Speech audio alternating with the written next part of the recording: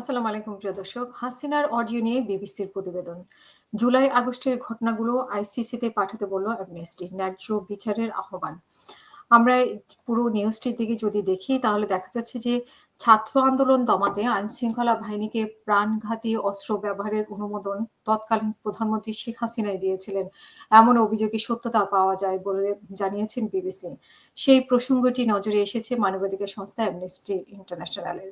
এক বিবৃতিতে তারা বলেছেন যে বিবিসি বিশ্লেষিত নতুন তথ্যের প্রমাণিত হয়েছে যে বাংলাদেশের সাবেক প্রধানমন্ত্রী শেখ হাসিনা ২০২৪ সালের জুলাই-আগস্টে সংঘটিত বিক্ষোভের সময় একটি মারাত্মক দমন-পীড়নের নির্দেশ দিয়েছিলেন বলে অডিওতে প্রমাণ পাওয়া গেছে।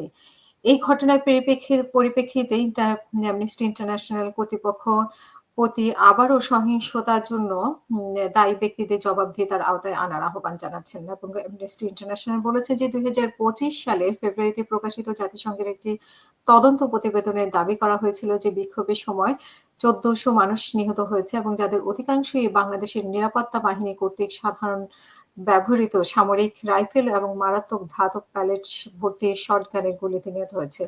আরো হাজার, হাজার মানুষ গুরুতর আহত হয়েছে এবং প্রায় তাদের জীবন বদলে গেছে, আঘাতে ভুগছে অনেকেই। এবং মানবাধিকার সংস্থাটি আরো উল্লেখ করেছেন যে বাংলাদেশি কর্তৃপক্ষের অবশ্যই নিশ্চিত করতে হবে যে এই সময়কাল সংঘটিত সকল মানবাধিকার লঙ্ঘনের বিষয়ে একটি স্বাধীন তদন্ত করতে হবে এবং সহিংসতায় জড়িত ব্যক্তিদের পাশাপাশি যারা নির্দেশ দিয়েছে তাদের বিরুদ্ধে মৃত্যুদণ্ডের আশ্রয় না নিয়ে যথাযথ প্রক্রিয়ায় সুরক্ষা সঙ্গে একটি ন্যায্য বিচারের নিশ্চিত করতে হবে।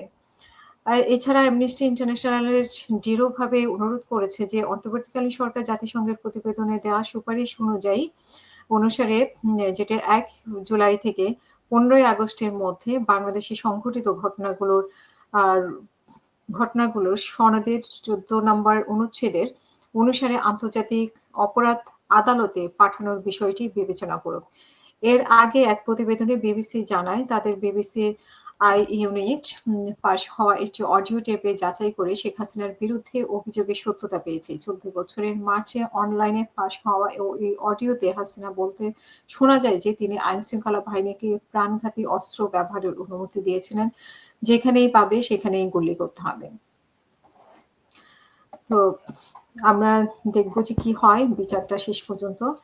আ এবং অ্যামনেস্টি ইন্টারন্যাশনাল যেটি সাজেস্ট করেছে বাংলাদেশ সরকার সেই অনুযায়ী কাজ করে কিনা। আজকে এই পর্যন্ত। সবাই ভালো থাকবেন। আল্লাহ হাফেজ। আসসালামু আলাইকুম।